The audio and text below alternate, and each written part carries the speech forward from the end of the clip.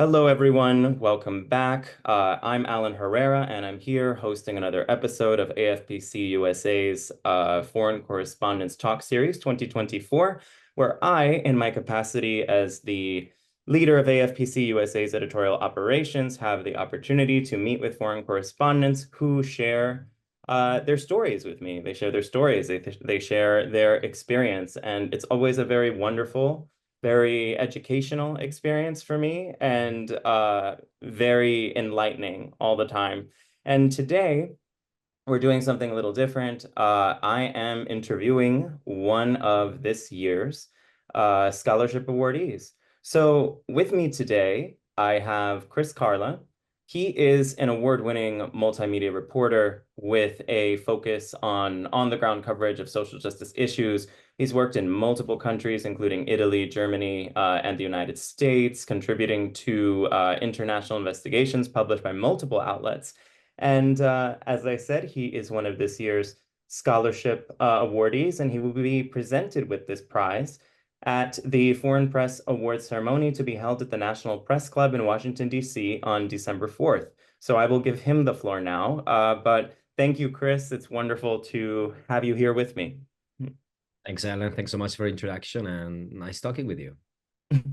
I appreciate that. I appreciate it very much. To start, Chris, I've introduced you a little bit, but could you just share more about yourself and your experience for our audience? I'm sure they'd love to hear.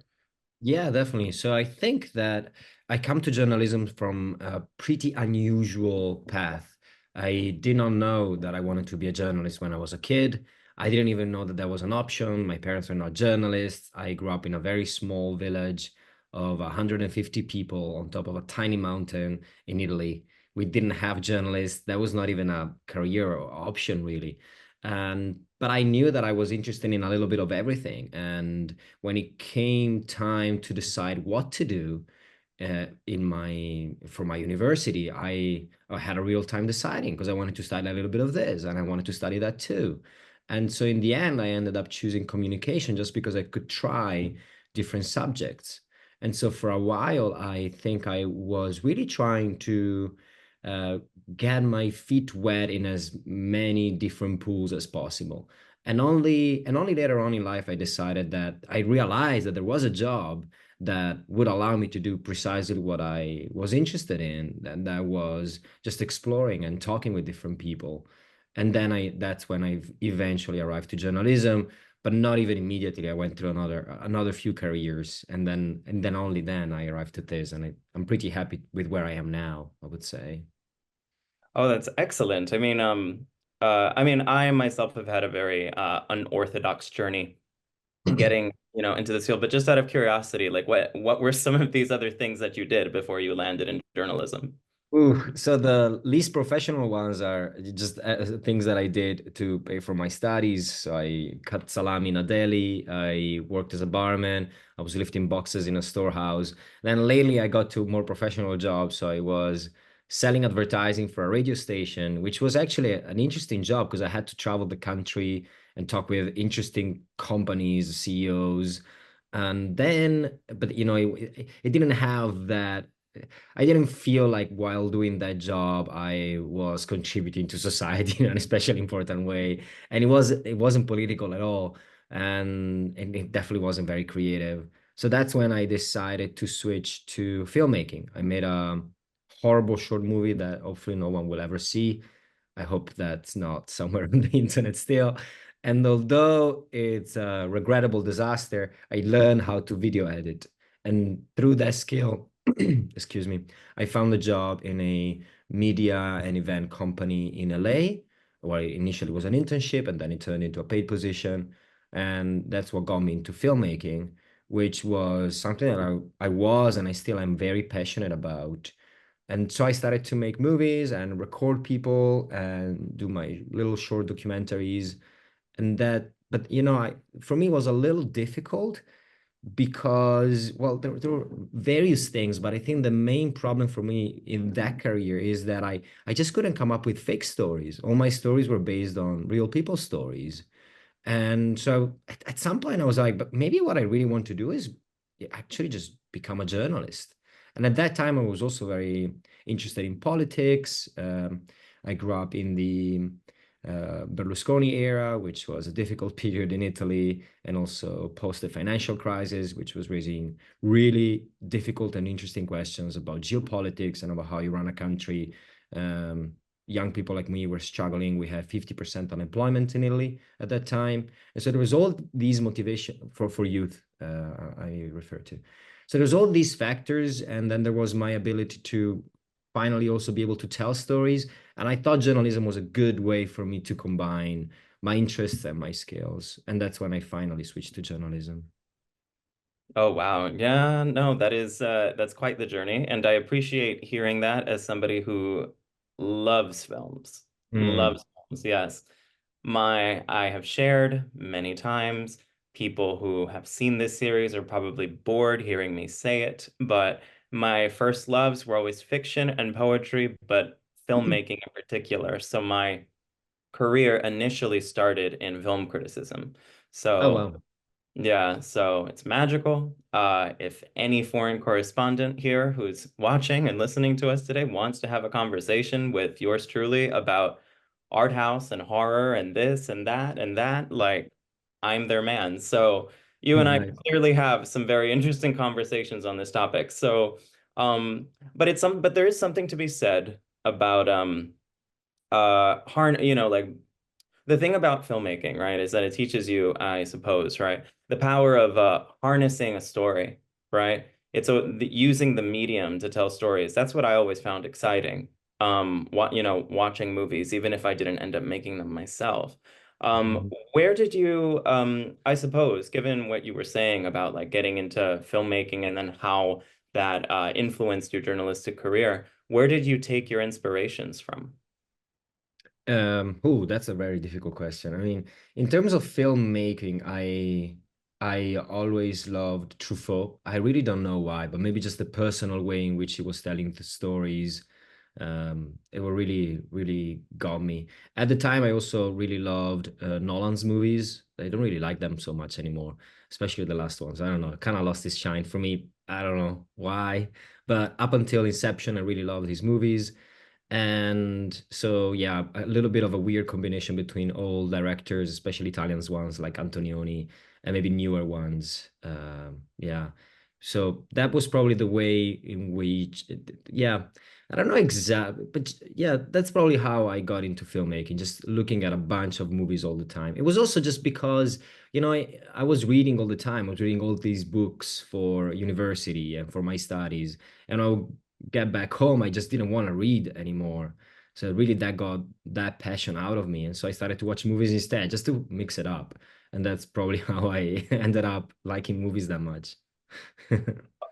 So, just how then, given your love of filmmaking and everything else, when did you I suppose I want to know, right, is like what was your first major project that convinced you that okay, this is where I'm going with my career. This is what Mm. I'm going to do. This is something that makes use of my skills and the things that I love.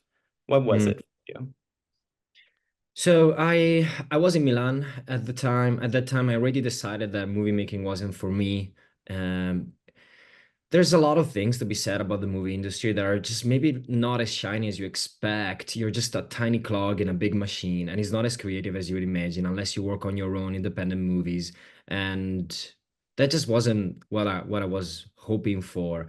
And I think that also is just, it's just growing old, you also kind of change your interest. I don't know if it's necessary for everyone to have their idea figured out when they are 18 or 15 or 14. I was a lot more creative. I was a lot more interested in uh, arts and culture when I was younger. And then growing older, I became a lot more interested in politics and just on understanding maybe more how society works. And then eventually I was in Milan and I I had journalism in my mind, and so I applied for a journalism course. And I worked on a local investigation where we were looking at the effect of a national policy on local housing. And we we found out that one of the side effects was that it was creating a lot of homelessness in the city of Milan, and it had a punishing effect for marginalized communities. And we turned that also into a video. And so I realized, hey, okay, here's something that I like to do. It has a lot more meaning for me. I can have more of a control over the product because yes, maybe I'm working on this with 3, 4, or 5 other people, but there's a limited number. We can have more of a personal look that is not really industrialized. You don't get into the problem of so much money going into this project and so many people. It really is more like you feel like you're a craftsman and you feel more involved with your ideas and with your analysis. And that's when I decided, yeah, sure, that's actually what I want to do, and I think I can do it. And I went into journalism, and then from there I branched off. I mean, I did a few podcasts, and I'm focusing more on writing. So my interest changed over time, and I think journalism was for me a good vehicle to make sure that my interests and my developing interests somehow match with what I'm doing at that point in life. I would be terrified if people would tell me, hey, this is what you have to do for the rest of your life. Pick the right one, which was really very much the conversation we were having at that time in Italy. Like, as I said, there was financial crisis. So the rule of the day was specialize, decide one thing, become super good at that and never change, because that's the only way you're going to find a job, a good job at least. And that was like the word, like for me, that was the last thing I wanted to hear. And this career for me was also a way to run away from that mantra that I still don't believe in. It's interesting that you say that because I mean, my favorite thing about this field, hearing you share your thoughts just now, is the opportunity to speak, right, to so many interesting people, getting insight into so many different ways of thinking, right, perspectives, frames of mind.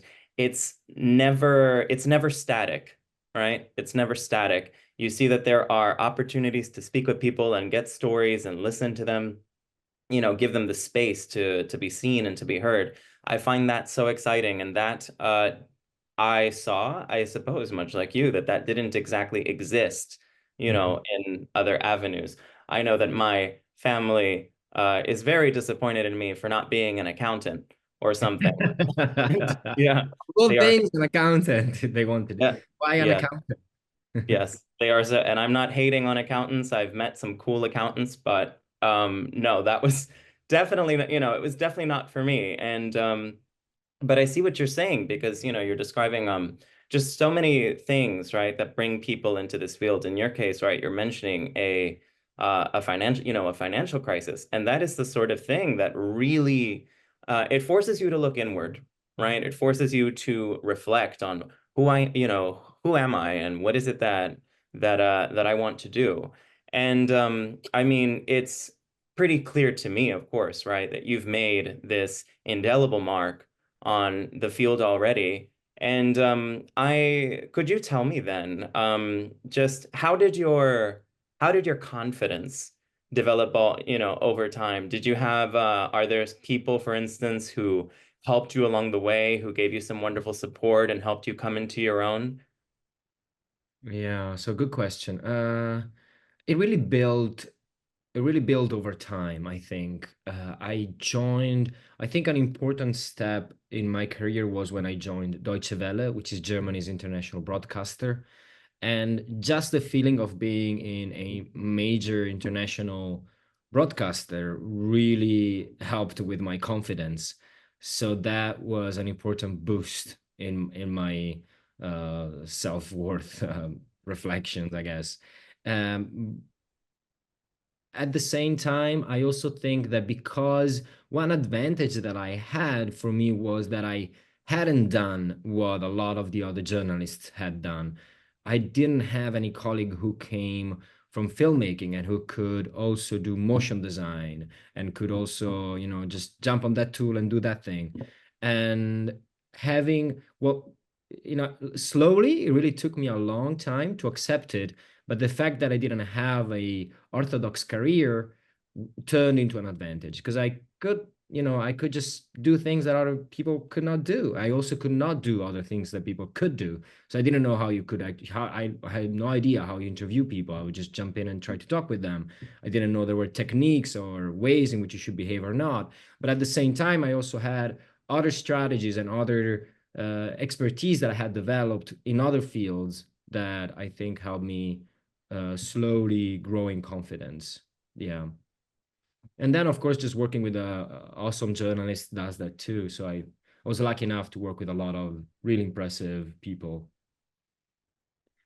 Well, I mean, that is so important, right? Like, I mean, I was always advised when I was younger that like a major key to success is to surround yourself with brilliant people, you Mm. know. Surround yourself with brilliant, successful people, and it rubs off on you, right? So, Yeah, stays somehow. It's better than YouTube videos, believe it or not. yes, yes, and I So I think learned a lot through YouTube videos too, but if you can have yes. someone next to you that is giving a live tutorial somehow, somehow it's better. Hmm. Yeah, no, I think that that's a very valuable lesson for anybody, for example, anybody who is watching us today, listening to us today, who might be interested in entering this field or who might be thinking, "Hey, I want to apply for, one of AFPC USA's scholarships in the future, Yeah. right? It's so important to know. It's important, of course, because we're living through a very chaotic time, right? Not just certainly geopolitically, right? The US election, of course, right, is sending shockwaves, around the world as we speak. Um, but in general, there is a loss of confidence in the media, especially at important, at such vital, crucial junctures like this one. So, what would you say is important, for young journalists or journalists in general to hear in order for us to bridge this gap and to be able to connect with just the average person again? Because there is this belief that journalism is an elite profession, right? That it has lost its connection with the average person. And I think that from my vantage point, I mean, as an average person, it's important, to remember that, oh, I'm an average person communicating, to people like me. What would you say, to journalists? So just in keeping these thoughts in mind. Yeah, so I think there are some elitist elements to the profession of journalism, but I definitely don't come from an elite background. My family is not rich. We had a very small hotel on top of a tiny mountain where there's literally more dogs than people and way more cows still. It's the kind of place where the baker's the mayor, and there's no gas station, but there's three churches. So it's that kind of place. And so I think there are ways to get in the profession, and scholarships like this are actually really helpful, especially in a time when journalism is under crisis. I mean, we know BuzzFeed News bankrupt, Vice Media closing. So these are not great signs for the industry. But if you're young, that could even be an advantage because you maybe don't need as much money as a professional. Maybe you don't need as much security. Maybe you can afford a little bit more flexibility, and you're definitely more willing to experiment with a changing medium, with a changing way of financing your work in a way that is just harder. I mean, even for me, it's a lot harder now than it was 10 years ago to have that flexibility. So I think it could be an advantage. And I mean, journalists will still be there. This is a fundamental job that will always be there, no matter how much of a crisis there is, and no matter what form it takes. There's no way in which society will not have journalists. It will be necessary. And if this is what you like to do, at least for me, the formula was just follow what you like. And somehow something will come up. And at some point, maybe you'll have to be strategic, but you cannot put strategy. Strategy should serve you to arrive at what you like, and not vice versa. You cannot change what you like because the strategy says that this is the best job for you. Yeah, so I think There was a crisis also when I entered journalism, and there's a crisis now, and hopefully we'll definitely get past it, I think, somehow. Yeah.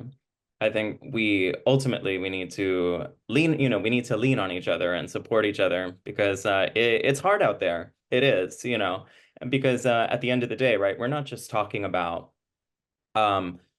talking, of course, right, about like governments, right, that are more there are governments out there that are more hostile, to journalists than others, of course. There are authoritarian regimes that have been rising, around the globe, sadly, and that certainly threatens, freedom of the press and expression. But just in general, right, like the economy, things have been very difficult, for the average person. It's hard to uh speaking, from personal experience, sometimes I think to myself, it's difficult to focus on journalism when we're concerned about, the price of eggs. Do you know what I mean? Yeah. Yeah. And it looks like that's been, I mean, it can be difficult, right, for people to have much faith in the journalists and in the storytellers when there are so many concerns that they feel, right, are just Yeah. so pervasive, right, impacting just their every moment.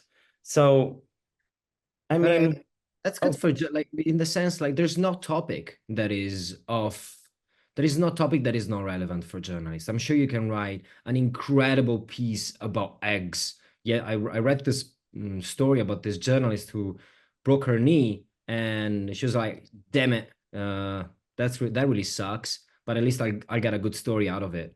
And she did. She just wrote an incredible story about just knees. So no topic is too humble for a journalist.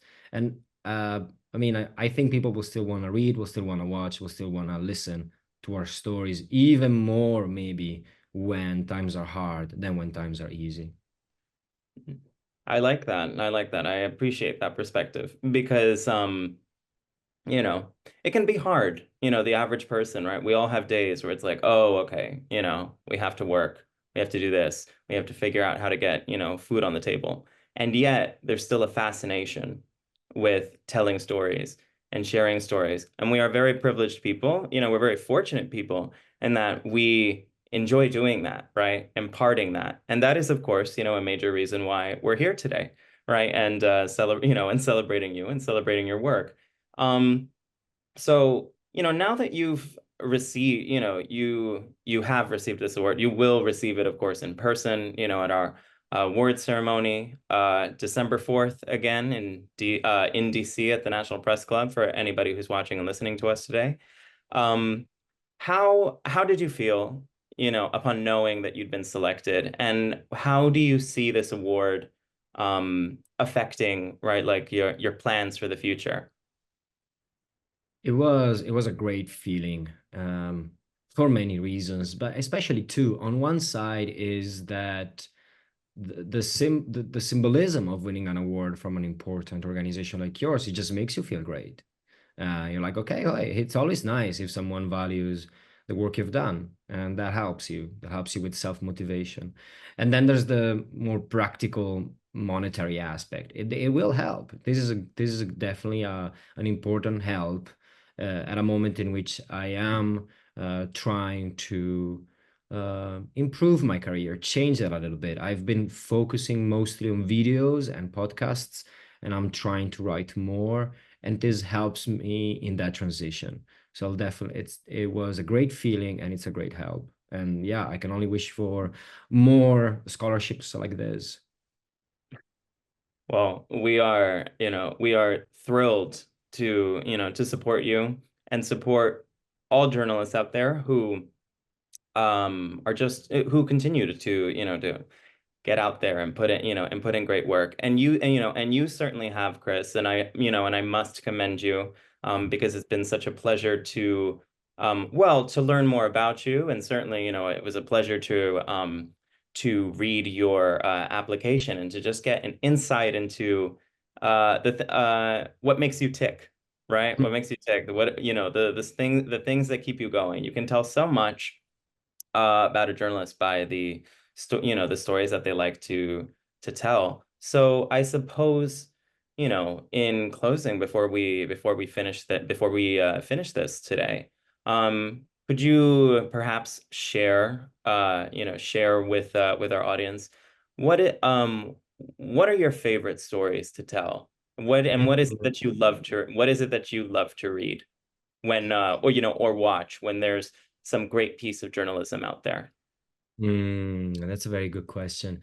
I find that the stories that I like the most really center on people that are sort of like caught in the gears of history, and they become this vehicle to try to understand those big gears, almost like a stick navigating in the ocean, and you're really interested in the waves. And unfortunately, the best way to get there, unfortunately, is through that person that is being carried through these large movements of history. Right now, I'm focusing on the war in Israel a lot. Israel's war, I should say, the war in Palestine.